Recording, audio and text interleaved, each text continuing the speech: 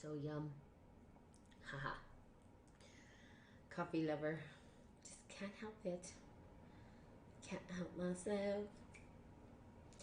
You know, it's the one thing that I do. It's my treat. The one thing that I don't want to give up because I've given up so much. But I want my coffee. Come on, my coffee. Yum, yum, yum. Okay, let's see. Let's see how the audio is coming here. Coffee lover. Just can't help it. Better. Okay, good morning. Good morning, whoever is on here. Please, on Facebook, tell me good morning if you are there, because it's not showing me who's on here. And, oh, it's Rick. Good morning, Rick. How are you? Cheers to you. The coffee's so good. I love this mug, by the way. I got it in silver tin, but you know, I want a mug that has spirit and coffee on it. If someone wants to make me a mug, I'll pay you. If you can do custom mugs, I will pay you to make me a mug. I tried to pay a lady, but at the end of the day, she's like, I can't do it. So anyway, off topic. Also, drink, please. I go to Gaines. Gaines Fitness is one of the places I work out. Water. Okay, let's get started. I'm like off topic. Like, what does this have to do with spirit and coffee? Well, it's coffee and water is important for you. And it helps to heal the spirit. I don't know. Okay, I want to get directly into the book because I do this. I go off topic and then I get off the book and then I go back on the book and then off the book. But healing through the dark emotions. And so we were talking about the culture, and how our culture says, get a hold of yourself, get a grip, stay in charge. These are metaphors of management and control, illustrate what we believe to be positive way to deal with negative emotions. So the way that we deal with our negative emotions and what we think is positive and a positive way to deal with it is saying, get over it. Get over it. Stay in charge. Get a grip. It's all very like, but emotions, if we looked at that, that's a very masculine perspective to take on your emotions when your emotions themselves are what we call the sacred feminine. So why get a control of it? Why take a handle on it? Right? What is it that we're taking a handle on instead of allowing ourselves to go through the process of it and enjoy the ride? Even though it's uncomfortable, try to figure out how we can enjoy the ride, right? That probably sounds weird to you. Good morning, Radio Parlesque. It sounds strange to say, hey, enjoy the ride of your quote unquote negative emotions. What do you mean enjoy the ride? I don't like feeling discomfort. I don't like feeling disease. But how do we then allow ourselves to surrender to the ride of what it has to offer for us rather than trying to stay in charge and get a hold of it? Because what we do is we numb it out. We pretend it doesn't exist, and then when it resurfaces again, we don't know how to handle it. And then when it's so big, it's like a forest fire. It's like when we have our control fires, it's good. A forest fire, we're like, now what do we do? How do we contain this? How do we control this? We can't.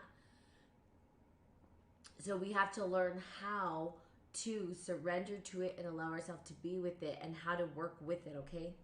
Okay, our distrust of the dark emotions has been heightened by recent mind-body research that concludes the negative emotions are bad for you, contributing to a life-threatening illness from asthma to cancer to cardiovascular disease to immune system disorder. By and large, this research neglects to distinguish between emotions that are experienced mindfully, that is, fully experienced in the body in a direct and open way as they occur, and those that are not mindfully experienced or have become stuck in the body. So again, we have been taught, good morning, Sunny, to keep in the negative emotion, hold it in.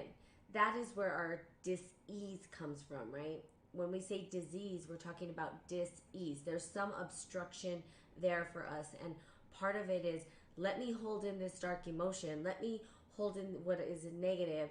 Let me pretend it doesn't exist. Let me just get rid of it. Well, you can't. You can't just get rid of it. You can't be in charge of it. You can't be in control of it. Why? Because try it. And I'm sure you have. And I'm sure you've seen the result of like trying to keep anger in, right? So keep anger in for a while and see what happens. It's going to come out eventually. And that can be an explosion. In fact, so for my class, we were going through the emotions, right? And one of our affects, right, or the emotional states of being was anger, and looking at anger. And I literally painted a volcano because that's how I feel.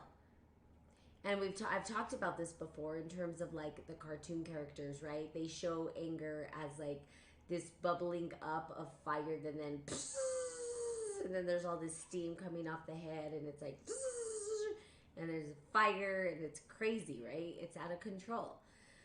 So it doesn't go away. And we don't control it, and then we get out of control, and then people say we're crazy because we're out of control. And it's like, well, no, I'm not really crazy. I've just been holding this in for a very long time. So then how do we allow ourselves to come through it, live with it, allow ourselves to surrender to it, and enjoy the ride of these emotional states of being that are uncomfortable? Enjoy the ride. How? Okay. Okay, so here we go. So we feel stuck. At the same time, the explosion of healing modalities in the psychotherapy, new age, and recovery movements in the past several decades has hurdled a new epcot of getting in touch with your feelings. It is now hip to be in therapy, where it once was a stigma. It seems that everyone is in some kind of therapy, recovery program, or healing path, or Prozac, or Zoloft, or Paxil.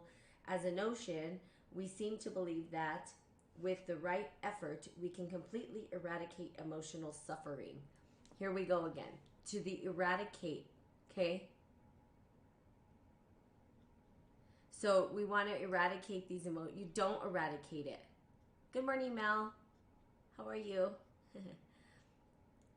Let's see. So we don't eradicate it, right? But we want to eradicate it. Thanks, Betty. It's a beautiful morning in the hood. Amen, Sister Fred. It's a good morning. It's a beautiful morning. Got my coffee in my hand. I'll make up my own songs. It's a beautiful morning. No Prozac for me. I don't know. I've never taken Prozac, but I will say this from a personal standpoint, right? And I'll tell you what I did in the past, and this is pretty vulnerable for me to share, but I'm gonna share it because we are at a point. I always say this where we get to be vulnerable with one another, and I'll be the first to go if I have to. There was a point where I took pills, and the pills were there. See, I was an alcoholic first, right? I was an alcoholic, and I drank, and I started drinking at a very, very, very young age. And I don't typically talk about my addiction story very often, which I probably should, because I think that there are more people with addictions than not. And I think that people tend to think, oh, well, maybe this person had a perfect life, or who knows what, people think, right? Nobody has a perfect life, but sometimes I think we get these ideas in our head. So I was an alcoholic. Good morning, Sally. And, and for the longest time, I was a very spiritual person always. And I would pray to God and say, God, I would think, what is wrong with me? Why do I keep going to this? I'm sorry that I'm doing this. Why am I forsaking you? Like, those were the conversations in my head. And I just really didn't understand a life without alcohol. I couldn't understand it. I didn't even know what that meant. And there was a point where I was afraid, right? I was afraid. I was like, oh my God, I'm really scared that, I literally can't see my life without alcohol. And that scared me because I was young. I was only like in my early 20s. I mean, I was already an alcoholic at that time. It was crazy because when you think about the era that I was raised in, we were latchkey kids. We were, our parents were out working. We were drinking at a very young age. I mean, there's a whole slew of things that happened in my life that are crazy after, and I think that if people knew, they'd be like, whoa, this girl's been through a lot. But I was an alcoholic, and so I used alcohol, though, as a way to feel like I was a part of a group of individuals. It started out that way because I was so awkward. I was so weird, I was always the one who's like, let's pray. God is, I was one of these kids. Like, I wanted to be in school, and I wanted to be, but, intellectual, but I wasn't raised in a location, okay, where that was recognized, right? I was raised in an environment where there was gangs and there was drugs and there was, like the school I went to was probably one of the worst schools.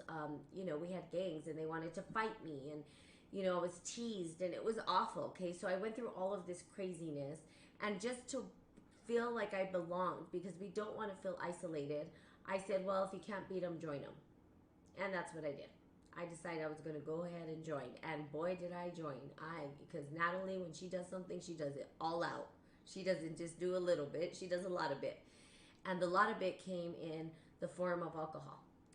And it became, I think I liked downers, because if we looked at addiction and we looked at alcohol is a downer. And we do have alcoholism that runs in my family. So for me, I said, wow, I can't see myself without alcohol. So then I started to take pills as a way to get off the alcohol. And I didn't think I was addicted to pills, but really, what was I doing? I was numbing out my true, authentic self, because I was not white. I wasn't being accepted. I feel like I was being accepted, right? I felt isolated. And didn't feel like I had a tribe or would belong, and the only way to belong was to follow the crowd, which was to do drugs. I mean, literally, that's what it was. And it's sad to say, like, I in my head knew, right? And in my head, I said, you know what? I know that I'm not going to do this forever. I have a purpose. But I was afraid at one point that I wouldn't be able to get out of the alcoholism. And the pills part, didn't realize that I was an addict until I literally was like out of pills, and then sort of searching for them everywhere. And I'm like, what am I doing? Like, that was the big, oh my God. I thought that I had control over this, but I didn't really have control over it. I didn't. And that scared me. And I think that fear of that piece right there, and then working with God, right? I said, God, take this away from me. What am I doing? I know that I'm supposed to be serving you. I understand that. I've known that my whole life.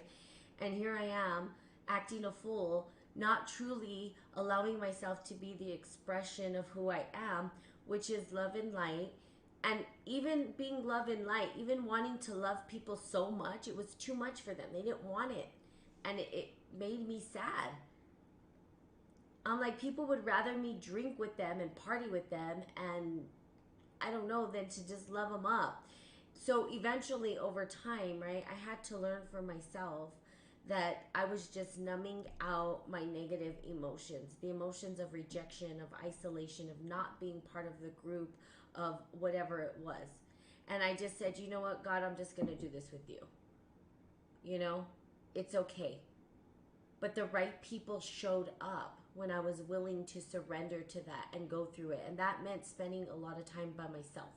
That meant days of crying by myself, days of feeling like nobody understood me. And going through that process, right, of like, now what? But this right here, like Spirit and Coffee, is my true, authentic version of me. This is the realest I can get, is what I try, the content that I'm putting out is saying, hey, look, it's okay to be authentically you.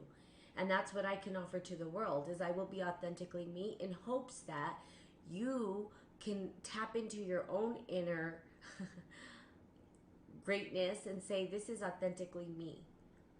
Which I guarantee is a kind, loving individual who's been tainted by society or maybe been made wrong for what, being kind or loving or whatever it is. And it's true.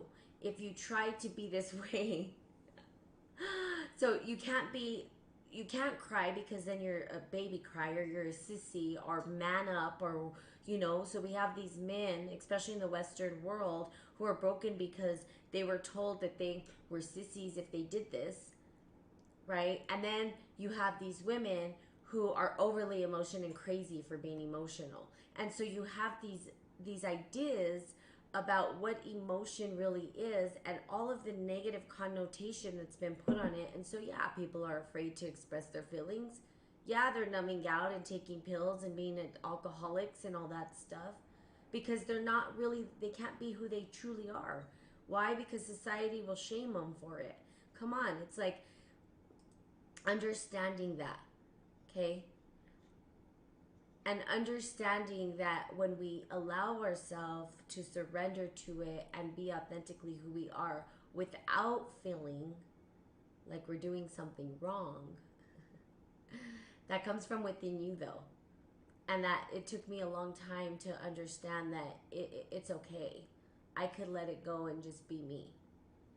And it's still, for some people, I'm too much. I can tell you that right now. I'm too much. I know it. It freaks people out. Even the amount of love that I carry for individuals. I'll meet somebody and just love them up to no end, and they don't even know how to handle it. It's like, whoa, why? I don't want all this. And it's like, oh, really? Like, huh? I don't get it. But, and it's because we haven't been taught that, right? So it's okay. But that's my story of, addiction. I'm addicted to crocheting. I take the Fifth Amendment on the rest. Betty, you're funny. Our parents were out working and drinking. Yeah, exactly. So that's what happened, right? We were made wrong for it. But there you go. There's a journey that, it's real.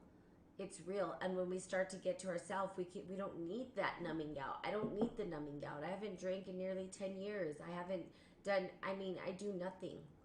I literally am clean as a whistle. I think the thing I do is drink coffee. That's my stimulus. My stimulant. I stopped taking all medications pretty much. Besides ibuprofen, maybe once or twice a year if I have really bad cramps. But other than that, I don't take any medication. I work out, I eat healthy, and I've re-tapped into the divine nature, to my original, being as original in self-expression as I can possibly be to God. Because that's who I was when I was a kid, and I steered away from that. But that's who we all are. We're God in motion, and we just sort of have amnesia about it. Because why? Because we've sort of created this world where we make people wrong for feeling. That's part of who we are. The uncomfortable, the suffering is part of the experience. We can't just eradicate it and get rid of it. It's kind of funny, because if you looked at like not Steve Jobs, Bill Gates, he's trying to eradicate certain things. You can't eradicate things there's certain things that are not going to be eradicated, like viruses. That's ridiculous. You can't even do that. It's like saying get rid of bad emotions, get rid of this, get rid of disease, it's part of the process. It's not going to go away. So we have to see, how do we engage it, right? How do we work with it? How do we learn to surrender and be in flow with it? How do we learn to befriend it, to love it, to nurture it? There is a process in this book that tells us how to do that, which is amazing. And one of them is befriending it. But how do you start to, right? Okay, so in this book, we will explore other ways. The healing wisdom of the dark emotion will discover that there's something good in so-called bad feelings. But that we can only get by the good, by full... Let me reread that again. I'm so sorry. But that we can only get to the good by fully experiencing the bad. Grief, despair, and fear are really neither positive nor negative, but simply human emotions. It is our attitude toward them that's negative. The dark emotions can be our best, albeit most demanding spiritual teachings. Yes, and they are very demanding. When we can get beyond the compulsion to control them by learning how to attend, befriend, and surrender to the energies of grief, despair, and fear, we create the conditions for something new to arise in ourselves and in the world. We discover an unexpected gateway to healing and transformation. We release ourselves from the strangled grip of pain into an amazing alchemy by which grief, despair, fear are transmuted into gratitude, faith, and joy. I love that. So for those of you who are still on here, I like when at the end, like there's no people like, okay, I'm done. But then the ones that are on here, this is the treat, right? Especially when I'm reading someone's book, because there's like this meaty stuff that happens, and this is meaty. So I want to read this again because I think it's critical. Okay, so by learning how to attend, befriend, and surrender to the energies of grief, despair, fear, we create the conditions for something new to arise in ourselves and in the world. We discover the unexpected gateway to healing and transformation. We release ourselves from the strangled grip of pain into amazing alchemy by which grief, despair, fear are transmuted into gratitude, faith, and joy. I love that. I could read that over and over and over and over and over again. In fact, I'll probably put a post on today about it. Because why? Because they are, so it says here that it's the most demanding teachings, right? And that we have to get beyond our compulsion to control them. That is the biggest piece, the compulsion that we have to control these emotions. That's what's so demanding about it, because as soon as they arise within us, we want to control them. As soon as they surface, we want to control it. It's our natural instinct. We have created habits around this. Our habitual nature is to control, or to try to control it, rather than befriend it and surrender to them. It's just natural. And it's because we've been programmed to think of our dark emotions that way. And I don't want to call them negative, but dark emotions. The ones that are uncomfortable. But when we release ourselves from the strangled grip of pain to an amazing alchemy. So the grip of pain is the control that we have it under. It's almost like we're holding on to it. Even though we think we're releasing it, we're not. If we don't let it out, guess what? We're holding it, right? Think about that for a second. If you're not letting something out, you're holding on to it.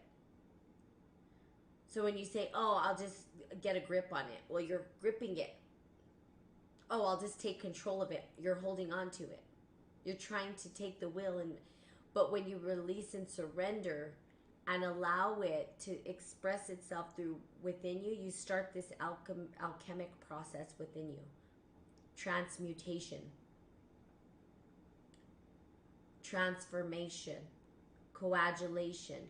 There's a process to spiritual alchemy, and each one of those, and when your spirit starts to alchemize this and process it, right, when your body starts to untangle some of these things that are available to you, new things arise within you, a new spark of inspiration, a new spark of creativity, of hope, of a link into who you are, right? You're able to say, oh, I know who I am now. You're starting to understand who you are. But when you control it and grip it, you're not allowing it to release the process, the spiritual alchemic process that then transmutes it into the joy, the faith, the connection to the divine. You see, we're blocking it. We're obstructing it. We're obstructing our connection to the divine. We are, not somebody outside of you, but you. We have the power to connect to the divine, but it's not easy because they're stubborn and we are habitual and we have been programmed in a certain way. If we were brought up from babies to be whole in our process of this, be different, right? It would be different. We would understand, oh, okay, we understand that this is just an emotional response to some stimulus that's happening outside, but it's not true, and I can surrender to it. I can allow myself to go through it so that I can then what? Get to the joy, gratitude, and faith. And that's why I talk about joy, gratitude, and faith can be like forgiveness, gratitude, and love. Forgiveness being the sort of the support system for experiencing the joy, right? Because if we start there, we forgive. And that's why I always talk about this fear. The fear, sorry. That's not what I meant to say. Talking about now I just boop off my head. When we experience gratitude, forgiveness, right, is getting over it, allowing ourselves to go through the process, getting over our judgments and whatnot. And that's the forgiveness that allows us to transition into the joy, which is a place of peace.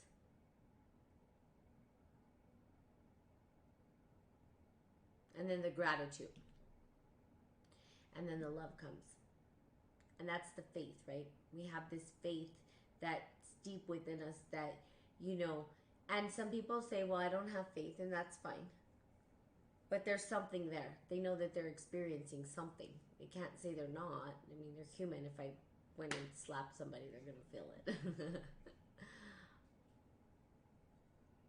They may act like they don't feel it, but they're going to feel it. Okay, so there you have it. I think that is where we will stop today, but it's such a beautiful passage. Um, I'm just going to read it one more time before I say goodbye, because I think it's just too important to not to. The dark emotions can be our best, albeit most demanding, spiritual teachers when we can get beyond the compulsion to control them. By learning how to attend, befriend, and surrender to the energies of grief, despair, fear, we create conditions for something new to arise in ourselves and in the world. We discover the unexpected gateway to healing and transformation. We release ourselves from the strangled grip of pain into an amazing alchemy by which grief, despair, and fear are transmuted to gratitude, faith, and joy. So go out there and transmute that energy. Remember that we all have a story. We all have our addictions. We're all trying to numb it out. It's going to take time. And if you need support, let me know. I always make that. I always extend that to you guys. If you need support, let me know. Like, what are my next steps? How do I even get started? All that kind of stuff. I'm here to support you. That's what I'm here for, okay? So I love you guys. Have the most amazing Thursday ever. And I'm super excited. I will be seeing you guys tomorrow. Tomorrow's my last day for my emotional intelligence class, and that's where this book was introduced to me. So super excited about that. Perhaps I'll read my story that I created, a kid's book that I'm writing, and maybe share it on here with you guys. And then maybe if you guys want to, I don't know, I'm looking for an artist. I think an artist to draw the pictures for the book, and then just come out with a little kids book. Why not? About emotional intelligence. Let's teach our kids, right? It starts with them. All right, so I love you guys. Have a great day, and I will see you all